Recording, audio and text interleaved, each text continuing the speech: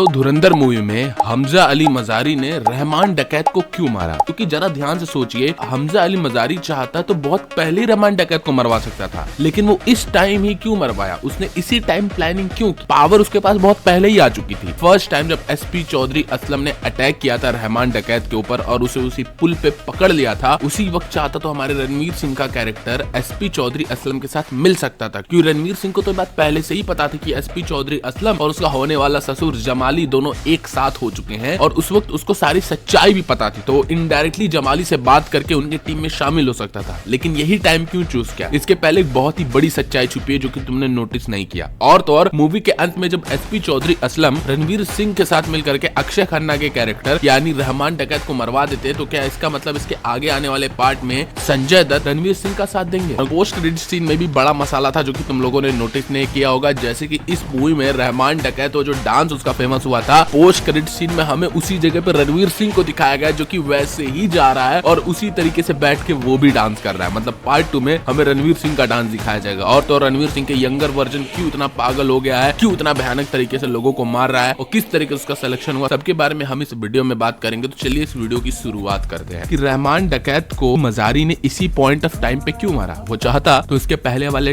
Point of time पे मार सकता था, लेकिन इस पॉइंट ऑफ टाइम पे मारने का एक बहुत ही बड़ा पर्पस था, एक बहुत ही बड़ा मोटो था। हमजा अली मजारी जो है वो किलिंग और मारना पीटना तभी शुरू किया जब उसे इंस्ट्रक्शन मिला। अब आप लोग बोलेंगे उसे इंस्ट्रक्शन कब मिला? उसे कौन कंट्रोल कर रहा था? उसे कंट्रोल कर रहा था ये जो जूस बेचने वाला उसका बॉस था, जिसका नाम हमें इस मूवी में रिवील तक नहीं किया गया। किस तरीके से जब हमजा अली मजारी यहाँ पर रहमान डकैत के साथ था एंड उसके साथ जा रहा था, उसका ट्रस्ट जीत रहा था, और तो और फर्स्ट टाइम जब रहमान डकैत के ऊपर हमला होता है, जब संजय दत्त उसे पकड़ लेता है ब्रिज के पास और उसे लेकर के चला जाता है मारने के लिए, उसी वक्त हमजा अली मजारी के पास टाइम था, क्योंकि उसे अपनी गर्लफ्रेंड से बात तो पता चल चुकी थी कि ये जो एसपी चौधरी असलम है वो उसके ससुर जी के साथ यानी जमाली से उसका कोलैबोरेशन चल रहा है। तो वो चाहता उसी समय जमाली को ब्लैकमेल कर सकता था, जैसे बाद में उसने इनडायरेक्टली ब्लैकमेल किया था, या फिर जमाली से बात करके वो भी टीम में आ सकता था और आराम से रहमान डकैत को मरवा सकता था। लेकिन वो यहाँ पर ऐसा नहीं किया। लेकिन अगर वो कर देता तो मे भी 26/11 का अटैक भी रुक जाता, लेकिन वो ऐसा नहीं करता है। और वहीं पे वाला आंसर आता है क्यों? क्योंकि उसे कोई इंस्ट्रक्शन नहीं मिला होता है। उस टाइम पे उसको केवल इतना ही इंस्ट्रक्शन दिया गया होता है कि तुम रहमान डकैत के ट्रस्ट को जीतो, रहमान डकैत की मदद करो। इसी रीजन की वजह से तुम देखो जब उसे पता भी चल जाता है कि इसमें जमाली जो है वो मिला हुआ है एसपी चौधरी असलम से, तो एसपी चौधरी असलम की सारी काली सच्चाई जान करके वो रहमान डकैत को तो बचा लेता है, लेकिन रहमान डकैत से ये नहीं बताता है कि जमाली मिला हुआ है। वो जमाली की बल्कि और इमेज सुधारते हुए रहमान डकैत जब उससे पूछता है कि मुझे तुमने कैसे बचाया, देन उस वक्त वो जमाली की इमेज सुधारते हुए बोलता है कि उन्होंने ही एंड टाइम पे मदद की थी। मतलब उसने इनडायरेक्टली रहमान डकैत की नजरों में उसका इमेज सुधार दिया था। क्यों? क्योंकि वो लॉन्ग टर्म प्लान के बारे में सोच रहा था। क्योंकि पहली चीज, अगर वो उसी वक्त रहमान डकैत को मार देता तो सबसे पहला शक उसी के ऊपर जाता, क्योंकि उसका ट्रस्ट उस समय बिल्डअप नहीं था। दूसरी सबसे बड़ी चीज गद्दी की बड़ी प्रॉब्लम चल रही थी उस वक्त। अगर उस वक्त वो ये चीज करता तो उसे ये वाली गद्दी नहीं मिल पाती। क्यों? क्योंकि जमाली उससे पर्सनली कनेक्टेड नहीं था, क्योंकि उसने उसकी बेटी से जब शादी कर लिया, जमाली की मजबूरी पड़ गई, जो भी कैरेक्टर का नाम है उसके बाप की मजबूरी पड़ गई। उसने उसके बाप को ये ट्रस्ट भी दिलाया कि आप अगर दूसरे को राजा बनाओगे यहाँ का तो वो तो आपको धोखा देगा ही, चाहे बाबू डकैत हो जाए, चाहे रहमान डकैत हो जाए, चाहे अरशद पप्पू हो जाए, सब आपको धोखा दे देंगे। क्यों? क्योंकि कोई आपका अपना नहीं है, आप मुझे बनाइए, मैं आपका दामाद हूँ, मैं आपका अपना हूँ। तो उसके पास एक पॉइंट ऑफ फैक्टर मिल जाता है, इसीलिए वो यहाँ पर वेट करता है। अब आगे बात करें कि वो इंस्ट्रक्शन क्या होती है। वो इंस्ट्रक्शन ये होती है कि इससे पहले जब पहली बार यहाँ पर अली मजारी इस अंकल जी के पास आता है जो, लेकिन यहाँ पर अंकल जी को देखोगे तो अंकल जी एक डायरी लिए हुए होते हैं और उस डायरी में कुछ ना कुछ लिख रहे होते हैं। अब यही डायरी एक इंस्ट्रक्शन का काम करती है। जब 26/11 का अटैक हो जाता है, मजारी अंकल जी के पास आता है, अपने बहुत रोता है और बहुत चिल्लाता है और रोते हुए कहता है कि मैं इन सबको मार डालूंगा, मैंने अपने देश को बचा नहीं पाया, बल्कि जो कसाब था उसको तो मैंने अपने हाथ से गन दिया था लड़ाई करने के लिए, मैं बहुत ज्यादा डिप्रेस हो जाऊंगा, मैं अब इन सबको मार दूंगा। देन उस वक्त वो अंकल जी इसे कंट्रोल करते हैं और कंट्रोल करते हुए कहते हैं कि तुम इन लोगों को मार तो दोगे लेकिन तुम भी नहीं बचोगे।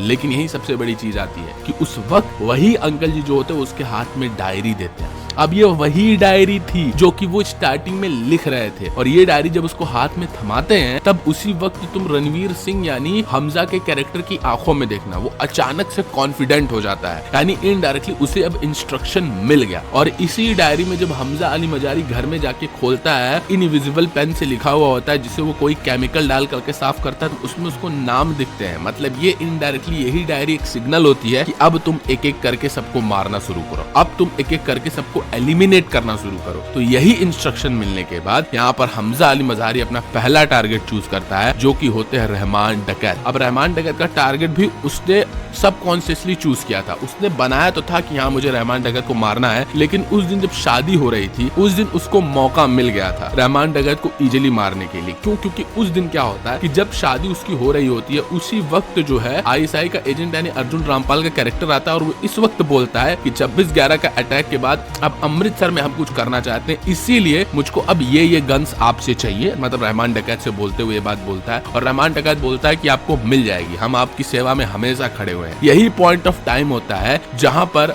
हमजा अली मजारी वो चाहता तो अपना शादी भी अटेंड कर सकता था, लेकिन अपनी शादी अटेंड नहीं करता, वो आकर बैठ के सारी बातें सुनता है। और यही पॉइंट ऑफ टाइम पे हमजा ये ठान लेता है कि अब उसे रहमान डकैत को खत्म करना होगा। क्यों? क्योंकि उसका अमृतसर से बहुत ही डीप कनेक्शन जुड़ा हुआ होता है। मतलब अभी जब मैं आगे पास्ट स्टोरी के बारे में बात करूंगा हमजा अली मजारी के बारे में, मतलब पार्ट 2 में जो हमें हमजा अली मजारी की जवानी वाली कहानी देखने को मिलेगी, तो अमृतसर में ही वो मार पिटाई किया था, अमृतसर में ही उसकी मम्मी पापा को मार के जलाया गया था, तो वहां पर उसका खुद का एक विलेज है, तो इसीलिए उसका उससे इमोशन जुड़ा हुआ होता है। इसीलिए जब अमृतसर का वो नाम सुना है तो वो ठान लेता है कि अब इनको खत्म करना पड़ेगा, और उस वक्त उसे मौका भी मिल जाता है। जब आप रहमान डकैत उजैर बलूच से पूछता है कि कोई डेट ऐसी बताओ जिस दिन कोई भी काम ना हो, मतलब मेरा टाइम खाली हो, उस दिन जाकर के हम लोग गन रिसीव कर लेंगे और गन रिसीव करने के बाद आईएसआई एजेंट को दे देंगे। लेकिन यहाँ पर उजैर बलूच बहुत नशे में होता है, जिसकी वजह से उसकी डायरी नीचे गिर जाती है, और यहाँ पर रणवीर सिंह का कैरेक्टर उस डायरी को उठाता है और जान के वो ऐसी डेट बताता है जिस दिन कुछ न कुछ काम होता है। उस दिन वो पाइपलाइन और डैम वाला काम होता है, और उसी दिन वो डेट बता देता है। मतलब वो पहले ही तय कर लेता है कि अगर मैं इस दिन डेट वाले दिन पे काम बता दूंगा, उनकी जो टीम है वो 2 पार्ट में स्प्लिट हो जाएगी। जैसे रहमान डकैत जाएगा पाइपलाइन का इनॉग्रेशन करने के लिए, उसी वक्त जो उजैर बलूच होगा, जब मैं एक ही दिन में डेट बता दूंगा तो उजैर बलूच न चाह के भी जाना पड़ेगा जो गन है उसको लेने के लिए, और यहाँ पर 2 पार्ट में टीम स्प्लिट हो जाएगी, और रहमान डकैत के साथ मैं जाऊंगा और फिर मैं उसको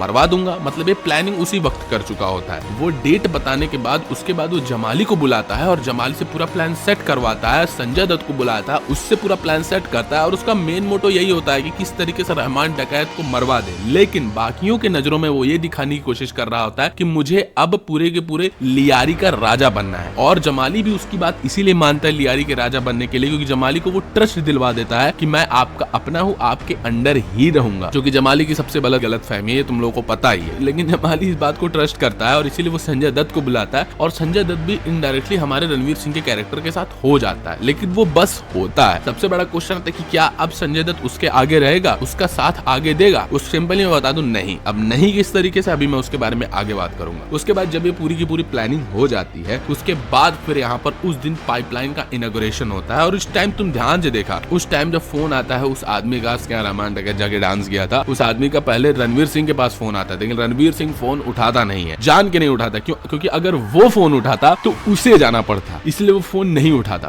फिर आता है उजैर बलूच के पास फोन, जब उजैर बलूच फोन उठाता है देन वो बोलता है कि आज वो लोग गन की डिलीवरी करने वाले थे क्या मुझको? देन यहाँ पर रणवीर सिंह बोलता है हाँ हाँ वो लोग आज ही का डेट दिया गया था। तो बोलता है मुझे याद क्यों नहीं? तो बोलता है कि तुम उस दिन बहुत ज्यादा नशे में धुत थे इसलिए तुमको याद नहीं। देन उस टाइम उजैर बलूच बोलता है ठीक है मैं जाता हूँ। अब यहाँ पर रणवीर सिंह वो कहते हुए कि नहीं नहीं नहीं तुम रखो मैं जाऊंगा, ऐसा बोलते हुए कि मतलब वो भी इंटरेस्टेड है, लेकिन उजैर बलूच बोलता है कि नहीं नहीं मुझे जान दो। इसलिए उजैर बलूच गाड़ी में बैठ करके वहां से चला जाता है। मतलब रणवीर सिंह का फर्स्ट प्लान तो यही सक्सीड हो जाता है। उसके बाद रणवीर सिंह रहमान डकैत को अपनी गाड़ी में बैठाता है और कार लेके चल देता है। अब देखो 2 पार्ट में टीम ऑलरेडी स्प्लिट हो चुकी है। अब यहाँ पर ऑब्वियसली रणवीर सिंह उस गाड़ी को जंगल की तरफ मुड़ा लेता है। लेकिन एक पॉइंट ऑफ चीज हमें देखने लायक है कि अभी रिसेंटली कुछ टाइम पहले ही यहाँ पर मजारी रहमान डकैत की जान बचाया था, और रहमान डकैत को ये बात पता भी थी कि हमजा अली मजारी ने ही मेरी जान बचाई है। तो अगर इस पॉइंट ऑफ टाइम पे कोई दूसरा बंदा होता या कोई दूसरा गैंगस्टर होता तो तुम इमेजिन कर सकते हो वो हमजा अली मजारी पे खुद से ज्यादा ट्रस्ट करता। क्यों? क्योंकि अगर कोई सामने वाला बंदा तुम्हारी जान बचा ले तो तुम उस पर इतना ट्रस्ट करने लग जाते हो, मतलब आंख मूंद के ट्रस्ट करने लग जाते हो कि इसने तो मेरी जान बचाई है, कभी मेरा गलत नहीं कर सकता। लेकिन यही मानना पड़ेगा कि रहमान डकैत कितना स्मार्ट है, वो किसी पे भी भरोसा नहीं नहीं करता, कोई उसका जान ही क्यों ना बचा ले वो किसी पे भरोसा नहीं करता। जैसे ही उसकी नींद खुलती है वो सबसे पहले बोलता है कि हम इस वाले रास्ते से क्यों जा रहे हैं। देन ये बोलता है कि उस वाले रास्ते से जाम हुआ है। फिर वो ये बोलता है कि उजैर बलूच कहाँ है। देन फिर ये बताता है कि वो आज गन की डिलीवरी लेने के लिए गया है। देन उसका दिमाग काम करता है कि आज गन की डिलीवरी थी क्या। देन बोलता है हाँ हम लोगों ने आज ही का डेट तय किया था। देन उसका दिमाग कुछ शादी वाले दिन क्लिक करता है। शादी वाले दिन तो रहमान डकैत ने बोला था कि ऐसी कोई डेट निकालो जिस दिन कोई काम ना हो, लेकिन आज तो पाइपलाइन वाला भी काम था और वो भी काम था। इसका मतलब इसने मुझसे झूठ बोला। उसी वक्त उसका दिमाग क्लिक कर जाता है। अब यहाँ पर कोई दूसरा बंदा होता तो वो हेलुसिनेट करता या फिर वो ये सोचता कि हाँ इससे गलती हो गई होगी, या फिर उसी वक्त बोलता कि उस दिन तो तूने मुझे ये वाली डेट बताई थी, पूछता वो सामने वाले से। लेकिन यहाँ पर रहमान डकैत कुछ भी नहीं पूछता है, उसे शक हो जाता है और जब शक हो जाता है तो वो लिटरली उसके ऊपर ट्रस्ट नहीं करता और जब ट्रस्ट नहीं करता तो बोलता है गाड़ी रोक, मुझे टॉयलेट करना है। यहाँ पर हमजा अली मजारी कहता है कि यहाँ पर आप गाड़ी नहीं रोक सकते क्योंकि यहाँ पर मामला सही नहीं है, यहाँ पर इन्वायरमेंट सेफ नहीं है। वो भी एक लॉजिकल रीजनिंग देता है, भाई सही बात बोलता है कि अगर गाड़ी रोक दूंगा तो कहीं से आपके ऊपर हमला हो सकता है, इन्वायरमेंट नहीं, तो भी एक लॉजिकल रीजनिंग देता है। लेकिन फिर भी यहाँ पर रहमान डकैत बोलता है कि गाड़ी रोक, गाली देते हुए बोलता है गाड़ी रोक। मतलब उस पॉइंट ऑफ टाइम पे रहमान डकैत को शक हो चुका होता है कि भैया ये भी बिक चुका है और ये भी मुझे मारने वाला है। और यही मुझे लगा कि रहमान डकैत यहाँ पर थोड़ा इंटेलेक्चुअल वाला काम किया, नहीं तो पूरी मूवी में तो ये साला डम भी काम किया था। मतलब अपना कुछ डिसीजन ले ही नहीं रहा था, जो सामने वाला बोल रहा था वही रहमान डकैत डिसीजन लेता चला आ रहा था। पूरे मूवी में तो खुद हमजा अली मजारी ने इसके डिसीजन को कंट्रोल किया था, इसे मैनिपुलेट करके रखा था। इसके बारे में बड़ी डिटेल में मैंने वीडियो बनाई, यहाँ पर आ रही होगी, जाकर के जरूर देखना किस तरीके से रहमान डकैत एक डम्ब कैरेक्टर था। लेकिन फिर भी यहाँ पर फर्स्ट टाइम वो दिमाग चलाता है और वो ट्रस्ट नहीं करता। अब ट्रस्ट न करने का रीजन ये है कि जो आदमी अपनी माँ को मार दिया, अपने बाप को मार दिया, और जब उसका बेटा मर जाता है तो बेटे के सामने जाके थोड़ा सा रोने के बाद भी, दुखी होने के बाद भी, लिटरली रणवीर सिंह के सामने जब खड़ा होता है उससे पूछने के लिए कि मेरा बेटा कैसे मरा, तो सिगरेट फूकता है एकदम। मतलब वो सैवेज, मतलब उसे कोई फर्क ही नहीं पड़ता, उसके पास कोई दिल ही नहीं है, उसे दुख तो हो रहा है बट स्ट्रॉन्ग है। तो यही वो प्रूव करता है कि वो किसी पर ट्रस्ट नहीं करता। इसी रीजन की वजह से यहाँ पर भाई घमासान युद्ध स्टार्ट हो जाता है, कार में भाई मारा मारी फुल स्टार्ट हो जाती है। और रणवीर सिंह को मुझे लगता है ये बात पता थी कि भाई कार में मारा मारी शुरू होगी, उसे पता था। उसने प्लान का भी प्लान सोच के रखा था, लेकिन ये भी बैकअप पे उसे सोच के रखा था कि भाई कार में फाइटिंग शुरू होगी, जरूर फाइटिंग शुरू होगी। इसलिए उसने पहले ही अपने दिमाग में बैठा के रखता था कि सामने जो वाटर की पाइपलाइन है, मतलब वो जो भी रेड कलर रोड के किनारे लगा होता है, जो वाटर का एक्सटिंग्विशर बोलते हैं या फिर जो भी है, नाम बता देना आप लोग कमेंट्स में क्या है उसका नाम, उसमें गाड़ी जाके लड़ाता है। अगर वो चाहता तो किसी पेड़ में गाड़ी लड़ा सकता था, अगर वो चाहता किसी कोने में गाड़ी लड़ा सकता था, लेकिन उसी पॉइंट ऑफ टाइम पे वो गाड़ी क्यों लड़ाया, उसका रीजन यही है कि अगर वो उस पॉइंट ऑफ टाइम पे गाड़ी लगाएगा देन उसका जो ब्लास्ट है वो इतना भयानक होता है कि उसकी साउंड बड़ी तेज होगी, और साउंड तेज होने के साथ साथ जो वाटर का फ्लो है वो इतना तेज ऊपर जाएगा कि वहां अगर दूर संजय दत्त पूरी फील्डिंग सेट किया हुआ था अपने पुलिस वालों के साथ, मतलब एसपी चौधरी असलम की फील्डिंग सेट थी, तो उसने पहले ही हमजा अली मजारी ने संजय दत्त को ये बात बोल रखी थी कि मैं आपको सिग्नल दूंगा, अगर आपको कोई सिग्नल मिले तो तुरंत गाड़ी लेके चले आना। इसलिए यहाँ पर देखो रणवीर सिंह होता है वो पहले गाड़ी चलाता है, वही मारते मारते गाड़ी चलाता है, रोड पे कंसंट्रेट करता है और सबको मारता है। मानना पड़ेगा इतना पावरफुल होता है कि वो अकेले तीनों को डोमिनेट कर देता है, बगल वाले को मार देता है, उसके पीछे वाले को मार देता है। लेकिन रहमान डकैत भाई उतना पावरफुल बंदा, मैं बताऊंगा रहमान डकैत यार 1 to 1 हैंड में कितना फाइटिंग बंदा था। एक पॉइंट पे तो वो अकेले संजय दत्त और रणवीर सिंह को भेज दिया था, लेकिन फिर उसके बाद जब गाड़ी तेज चलने लगती है और वो उसी वाटर वाले पाइप पे जाके लड़ाता है और एक भयानक सा एक्सप्लोजन होता है और सब घायल हो जाते हैं। रणवीर सिंह उठता है, गाड़ी से बाहर निकलता है और भाग जाता है। अब सबसे बड़ा क्वेश्चन, वो यहाँ से उतर के क्यों भागता है? उसको भागने की क्या जरूरत थी? सामने उसकी पुलिस आ रही थी, संजय दत्त का कैरेक्टर आ रहा था, वो चाहता तो वहां खड़ा रहता, बल्कि संजय दत्त के साथ कवर भी ले सकता था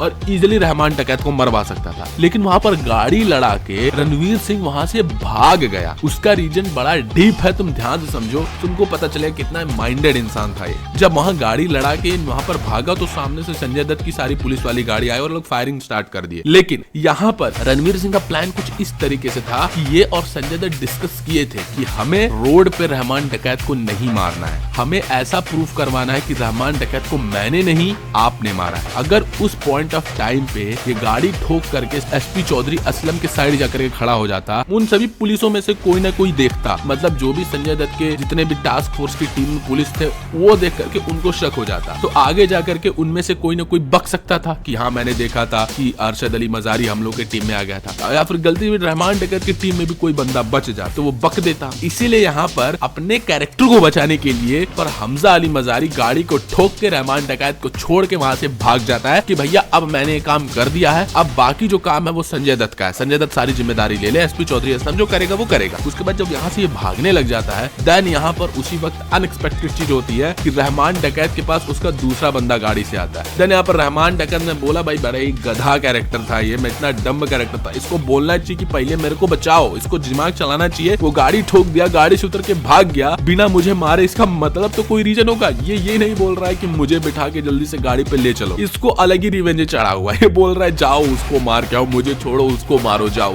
अबे बेवकूफ, जिसको 3 बंदे तुम सब गाड़ी में मिलकर नहीं मार पाए, उसे ये जाके मार पाएगा उस बंदे को? क्या यार क्या सोच रहे हो तुम लोग। एंड भाई वो जाता भी है मारने के लिए, लेकिन ये फाइटिंग वाले सीक्वेंस देख करके मुझे थोड़ा सा ऑकवर्ड लगता है, इसलिए क्योंकि भाई इस फाइटिंग वाले सीक्वेंस को न जान के भी थोड़ा सा लोग खींच दिए हैं। मतलब ध्यान से देखो, रणवीर सिंह और इस बंदे में फाइट हो रही है, वो इसको मार रहा है, वो इसको मार रहा है, वो इसमें इतना मार रहा है, इतना मार रहा है, कोई मर ही नहीं रहा, कोई बेहोश ही नहीं हो रहा। ऐसा लग रहा है कि सुपर पावर की एनर्जी ड्रिंक पी के आए सबके सब, इतना मारे जा रहे हैं, इतना मारे जा रहे हैं, फिर खड़े हो जा रहे हैं, फिर मार रहे हैं, फिर खड़े हो जा रहे हैं, फिर मार रहे हैं, फिर खड़े हो जा रहे हैं। और ये नहीं कि केवल हीरो के साथ, विलन के साथ भी यही चीज हो रहा है। यहाँ पर ये टुच्चू सा जो विलन था, जो रणवीर सिंह का पीछा कर रहा था, उसको रणवीर सिंह इतना मारता फिर भी नहीं मरता, और वो भी रणवीर सिंह को इतना मारता, रणवीर सिंह भी नहीं मरता, मतलब बेहोश भी नहीं होता। फिर लास्ट में रणवीर सिंह उसे रस्सी से डाल के पेड़ से लटका के उसे मार देता है। लेकिन अब बात करते हैं रहमान डकैत के बारे में। अब रहमान डकैत अपनी जान बचा के भागता है, ठीक है। अब रहमान डकैत का ऑलरेडी एक्सीडेंट हो चुका है, लेकिन फिर वो बंदा दबा के भाग रहा है, और पीछे एसपी चौधरी असलम उसका पीछा कर रहा है। एसपी चौधरी असलम भाई इतना बेकार शूटर, वो बंदूक चला रहा है, बंदूक गोली ही नहीं लग रही है। उसके बाद वो आगे जाके रहमान डकैत भी गन चला रहा है, रहमान डकैत की गोली खत्म हो जाती है, और यहाँ पर एक गन चला रहा है। अब उसके बाद रहमान डकैत आगे जाके कहीं छुप जाता है, मतलब ये पुलिस है, इनकाउंटर स्पेशलिस्ट को दिख ही नहीं रहा रहमान डकैत कहाँ जाके छुप गया। अबे अपनी गन लेके आगे जा रहा, तब तक रहमान डकैत आके उसकी गन गिरा दिया फट से, AK-47। इनकाउंटर स्पेशलिस्ट दूसरा गन निकाल, दूसरा गन गिरा दिया मार के। इनकाउंटर स्पेशलिस्ट है एसपी चौधरी असलम,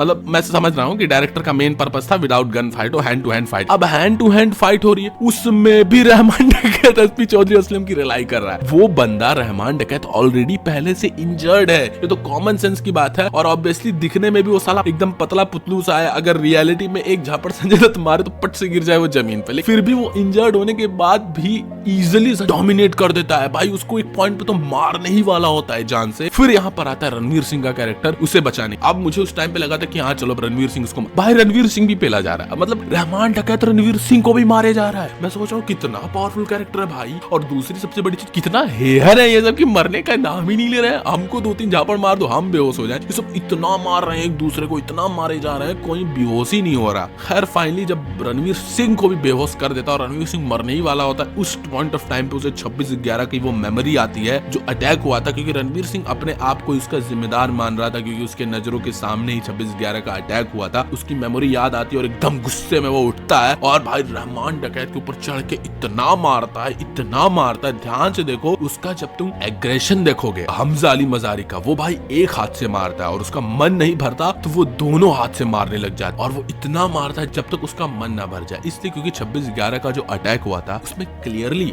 हमजा अली मजारी ने अपने आप को दोषी माना था कि मैं चाहता तो रोक सकता था। जब उस वक्त अटैक हो रहा था तो उसकी माँ उसके सामने आ रही थी, उससे जवाब मांगने की, ये तुमने क्या कर दिया, तुम्हारी वजह से ये क्या हो रहा है हमारे देश में, और 26/11 का अटैक हो रहा है। इसी रीजन की वजह से जब यहाँ पर हमजा मरने ही वाला होता है, उसके सामने तुरंत ही वो मेमोरी आती है और वो तुरंत उठ खड़ा होता है। और इस वक्त रहमान डकैत कुछ नहीं कर पाता, उसके ऊपर चढ़ता है और बस मारता है। तब तक मारता है जब तक वो अधमरा नहीं हो जाता, जब तक कॉन्शियसनेस चली नहीं जाती। मारने के बाद फिर ऑब्वियसली पीछे एसपी चौधरी असलम जी उठते हैं, जिन्होंने ऑब्वियसली कुछ नहीं किया, बस मार खाया इन्होंने। AK-47 लेने के बाद कुछ भी नहीं उखाड़ पाए। अब 1-2 गोली मार देते हैं, लेकिन इन लोगों के बीच में डिसाइडेड होता है कि हमें इसको जान से नहीं मारना है। अब मेन प्लॉट के बारे में बात करते हैं। उसके बाद रहमान डकैत के उठा करके हॉस्पिटल में ले जाता है। हॉस्पिटल में ले जाके जब उसको रखता है तो ये डिक्लेयर हो जाता है कि रहमान डकैत मर गया। बट यहाँ पर रणवीर सिंह हेलुसिनेट करता है, देखता है कि भाई रहमान डकैत आइस से सिगरेट फूक रहा है, आके बैठा हुआ है। तो उसका रीजन यही था कि रहमान डकैत की एक्चुअल पावर थी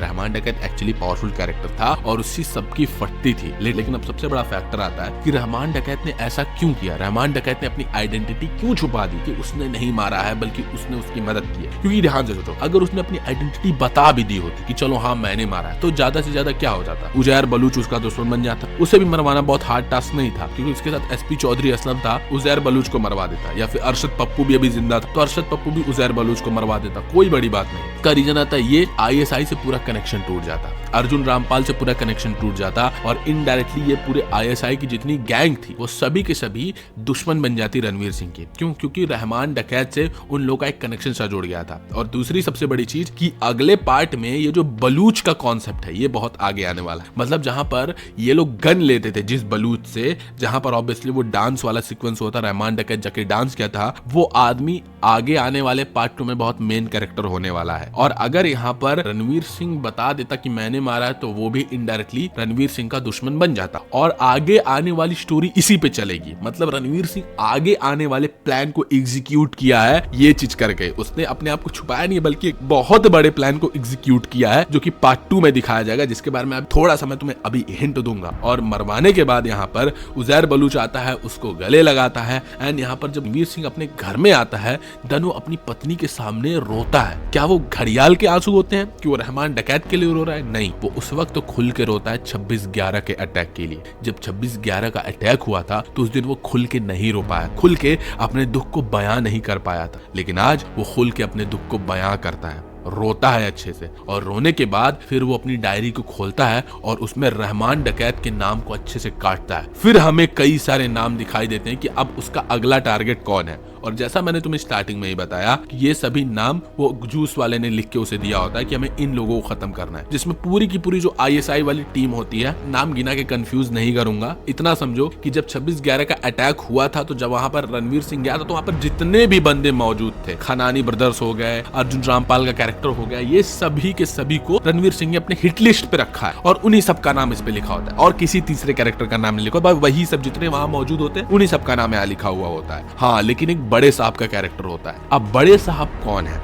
अभी मैं आगे बताऊंगा। अब चलो हम पोस्ट क्रेडिट सीन पे चलते हैं। फिर यहाँ मूवी एंड हो जाती है और इसके पार्ट 2 में आगे कहानी दिखाई जाएगी। अब इसके बाद हमें रणवीर सिंह के उसके जवानी वाले यानी यंगर वर्जन को दिखाया जाता है जो कि अमृतसर का रहने वाला होता है। और एक तुम देखना वो बड़ा ब्रूटली लोगों को मार रहा होता है। मतलब देखो एक जगह हाथ कटा हुआ होता है और यहाँ पर रणवीर सिंह देखते हो गन वन को रिलोड कर रहा होता है। मतलब ये कि जो रणवीर सिंह का कैरेक्टर था वो आर्मी में आने से पहले ही ये गन वंस के बारे में बहुत कुछ नॉलेज रखता था। मतलब उसको पहले से ही गन वन के बारे में नॉलेज थी। इसका मतलब ये हो सकता है कि मे बी इसके पहले भी वो किसी गैंग में काम करता था, मतलब आर्मी में आने से पहले वो किसी गैंग में काम करता था, या फिर कोई गैंग वॉर हुई थी जिसकी वजह से उसके माँ बाप अमृतसर में मारे गए तभी उसका बदला लिया, या फिर कोई आतंकवादी हमला हुआ था, या फिर कोई मुठभेड़ हुई होगी जिसके वजह से दो जातियों या दो गुटों के बीच सर में लड़ाई हो गई होगी जिसकी वजह से इसके मम्मी पापा भी उस चपेट में आ गए होंगे, जिसमें इनडायरेक्टली इन आतंकवादियों की बैकिंग होगी। मतलब ये आतंकवादी भी इनडायरेक्टली पीछे से करवाए होंगे, तभी ना हमजा अली मजारी को एक इंपॉर्टेंट रीजन मिलेगा कि हाँ वो जाकर के इन आईएसआई अर्जुन रामपाल को मारना है। इससे थोड़ी स्टोरी स्ट्रॉन्ग बन जाएगी अगर उसके मम्मी पापा को मरवाने में कहीं ना कहीं आतंकवादियों का हाथ हुआ तो। लेकिन वही सीन हमें देखने को मिलती है कि रणवीर सिंह भाई बिल्कुल गन वन उठा करके उसका यंगर वर्जन हाथ काट दे रहा है, सबको मार दे रहा है, और ऑब्वियसली जिन लोगों को मारा होगा वो बुरे ही लोग होंगे। फिर इसीलिए पुलिस उसको पकड़ेगी, जेल में डाल देगी, आजीवन कारावास होगा। फिर अजीत डोभाल का कैरेक्टर यानी आर माधवन के कैरेक्टर उसे बुलाएंगे, नया मिशन देंगे, जब यहाँ पर पाकिस्तान में आएगा। फिर हमें एक सीन दिखाया जाता है कि अब यहाँ पर रणवीर सिंह भाई पूरा गैंगस्टर बन चुका है, लियारी का बहुत बड़ा। फिर यहाँ पर उसकी एंट्री होती है उसी जगह पे जहाँ पर रहमान डकैत आके डांस किया था, उसी जहाँ पर लोग गन की डिलीवरी लेने आते उस जगह देखो ध्यान से एक सीन आता है कि उसकी एंट्री होती है, वो चलते हुए दिखाई देता है और आकर के उसी गद्दी पे बैठता है। ये पूरा का पूरा बहुत ही मेन प्लॉट होगा अगले पार्ट के लिए, यही बहुत बड़ा मेन प्लॉट है जिसकी कहानी की मैं थोड़ा सा तुम्हें हिंट दे देता हूँ कि अब अगले पार्ट की जो कहानी चलेगी उसमें सबसे पहले लड़ाई होगी अगर रणवीर सिंह की किसी से तो वो उजैर बलूच से होगी। जी हाँ, उजैर बलूच यानी रहमान डकैत के भाई। और जानते हो कौन इसको सपोर्ट करेगा? बलूच ही सपोर्ट करेंगे, रणवीर सिंह को बलूच ही सपोर्ट करेंगे। मतलब यहाँ पर जो रणवीर सिंह आया है यहाँ पर इस बंदे के पास जो गन दे रहा था, यही बंदे के सभी बलूच साथी जो हैं वो रणवीर सिंह को सपोर्ट करेंगे और रणवीर सिंह उन्हीं सब के मिल के साथ, क्योंकि हमने ट्रेलर में भी कई सीन देखा था और यहाँ पर भी कई सीन देखे कि वो रणवीर सिंह कई बंदों के साथ मिलकर पूरा गांव को जला रहा है, पूरा एरिया जला रहा है और तबाही मचा रहा है। ये उजैर बलूच का ही इलाका है, उजैर बलूच से लड़ाई होगी। उजैर बलूच को पहले एलिमिनेट करेगा, फिर एसपी चौधरी असलम को एलिमिनेट करेगा, एक एक करके उन सभी बंदों को एलिमिनेट करेगा जिसका इसने नाम लिख रखा था। फिर लास्ट में अर्जुन रामपाल के कैरेक्टर को एलिमिनेट करेगा, लेकिन बड़े साहब के कैरेक्टर को एलिमिनेट नहीं कर पाएगा क्योंकि बड़े साहब तो बड़े साहब है, उनको मारना इजी नहीं है। तो यहीं पे मूवी एंड हो जाएगी। तो इतना ये स्टोरी का ओवरव्यू है मोटे मोटे में। तो देखो बड़े साहब का कैरेक्टर कंफर्म्ड नहीं है, लेकिन स्पेकुलेशन के हिसाब से कि जब मूवी के एकदम स्टार्टिंग में जब आर माधवन का कैरेक्टर यहाँ पे नेगोशिएशन करने के लिए आता है, जब यहाँ पर ये जो फ्लाइट हाईजैक हो जाती है उसमें से 3 टेररिस्ट को छोड़ा जाता है, उसमें एक बहुत ही इंपॉर्टेंट टेररिस्ट होता है, उसका मैं तुम्हें नाम नहीं बताऊंगा, तुम लोग कमेंट में बताना। वही टेररिस्ट में भी मुझे लगता है बड़े साहब होगा, क्योंकि अगर रियल लाइफ में देखोगे तो वो भी 26/11 करवाने में पीछे हाथ था उसका, और जैसा बड़े साहब इस मूवी में दिखाया कि बड़े साहब का भी 26/11 करवाने में हाथ था, तो वो बंदे का भी हाथ था। या फिर दूसरा ऑप्शन आता है कि दाऊद इब्राहिम, हो सकता है दाऊद इब्राहिम ही बड़े साहब हो, लेकिन अभी कंफर्म नहीं है, ये 2 ही कैरेक्टर हो सकते हैं। लेकिन मुझे लगता है कि 50-50 कोई भी हो सकता है, अब ये मूवी वालों पे डिपेंड करता है। लेकिन सबसे बड़ा क्वेश्चन आता है कि ये मूवी की पार्ट 2 की एक्चुअल कहानी क्या होगी, किस किस तरीके से दुश्मनी होगी, किस किस तरीके रणवीर सिंह को एलिमिनेट करेगा। तुम्हें पता ही मैं पार्ट 2 की कहानी कितनी अच्छे से बताता हूँ, सलार 2 के बारे में बड़ा अच्छा बताया था मैं। तो पार्ट 2 की भी स्टोरी बहुत जल्दी आएगी, बस आप लोग दबा के कमेंट कर दो, इस वीडियो को लाइक कर दो। मिलते हैं नेक्स्ट वीडियो में, बाय बाय।